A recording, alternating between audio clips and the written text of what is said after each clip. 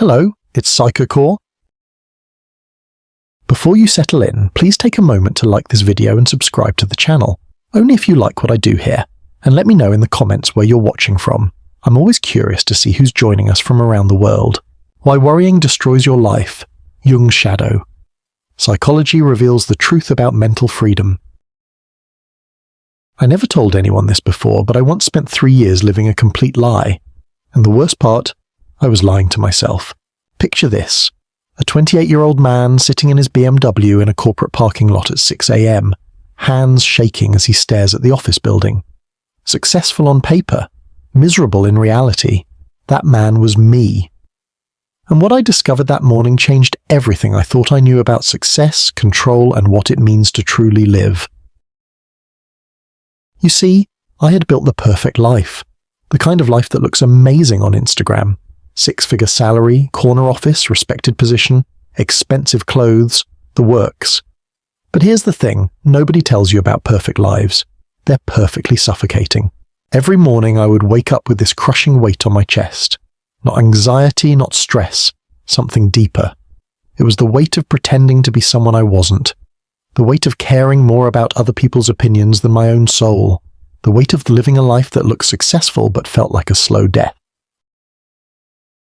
Carl Jung once wrote something that haunts me to this day. The most terrifying thing is to accept oneself completely. I understand now why he called it terrifying. Because when you finally stop pretending, when you finally let go of the need to control everyone's perception of you, you realize how much of your life you've been living for an audience that doesn't even exist. That morning in the parking lot, something inside me broke. Or maybe something finally woke up. I sat there watching other people walk into that building. People who looked just as miserable as I felt. People who had the same hollow look in their eyes that I saw in my mirror every day. And I realized something devastating.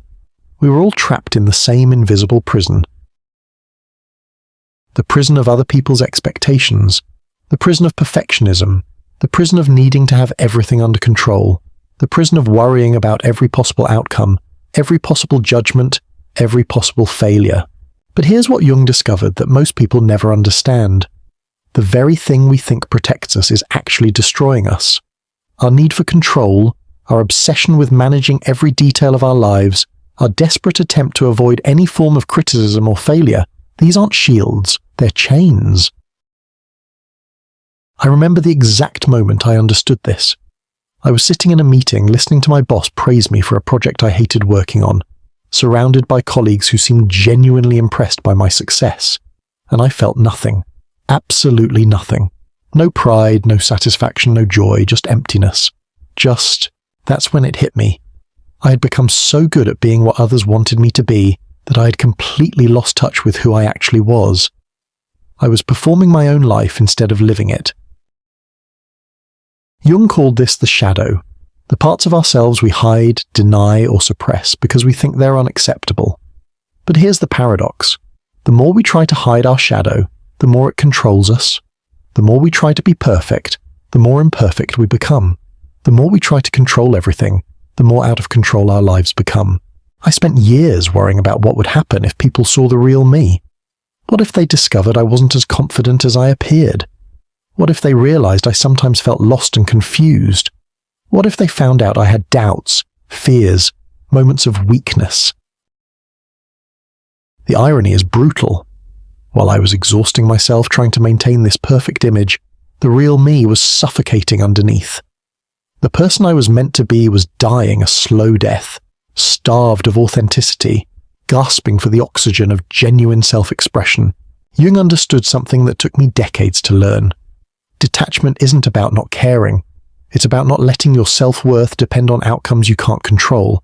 It's about loving what you do without needing the world's permission to do it. It's about being yourself without needing anyone's approval to exist. The day I finally let go was terrifying and liberating at the same time. I walked into my boss's office and quit. No backup plan, no safety net, no guarantee of what would come next. Just the unshakable knowing that I couldn't spend another day pretending to be someone I wasn't. People thought I was crazy. My family was confused. My friends were concerned. You're throwing away everything you've worked for, they said. You're being irresponsible, they said. What about security, they said. But here's what they didn't understand. I wasn't throwing anything away. I was finally picking up the pieces of my authentic self that I had scattered along the path of other people's expectations. Jung wrote, "Your vision becomes clear when you look into your heart. Who looks outside dreams. Who looks inside awakens."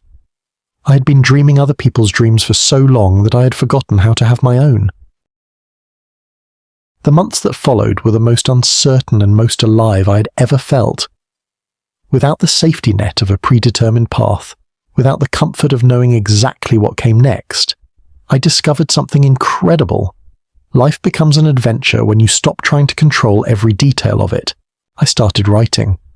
Something I had always wanted to do but never allowed myself to pursue because it wasn't practical. I traveled to places I had only dreamed about. I had conversations with strangers that lasted for hours. I read books that challenged everything I thought I knew about success and happiness.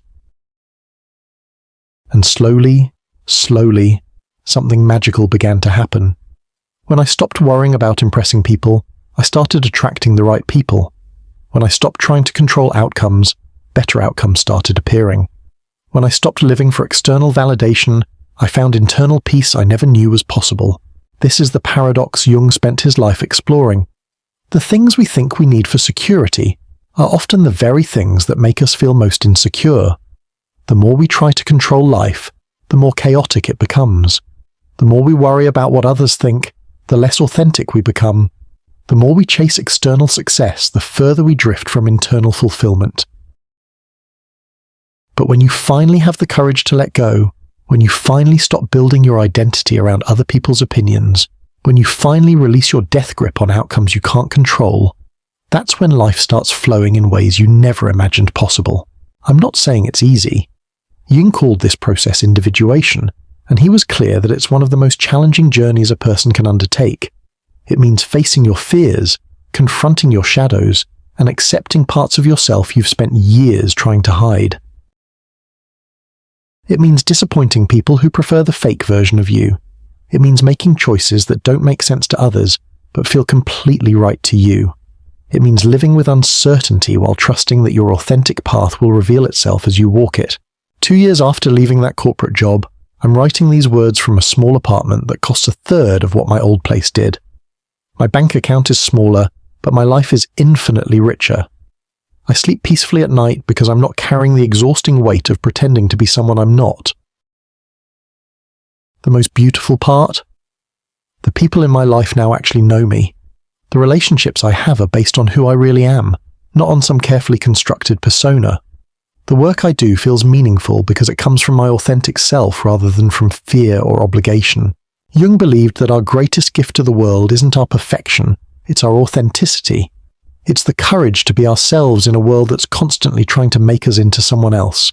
It's the willingness to be vulnerable, to be real, to be human.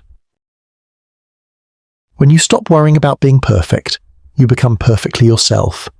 When you stop trying to control everything, you gain control over the only thing that really matters, your response to life. When you stop living for others' approval, you discover the only approval you ever really needed was your own. This doesn't mean being reckless or irresponsible. It means being responsible to your authentic self rather than to the expectations others have projected onto you. It means making decisions based on your inner compass rather than on external pressure. The shadow that Jung wrote about isn't something to be defeated. It's something to be integrated.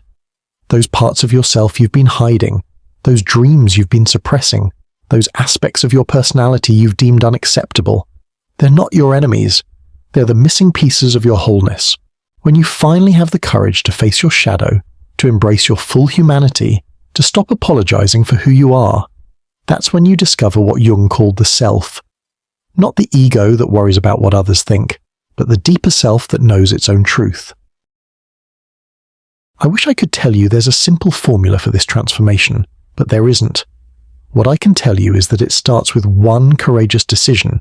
The decision to value your authenticity more than your image, your truth more than your safety, your aliveness more than your security. It starts with asking yourself the question Jung considered essential. Who am I when no one is watching?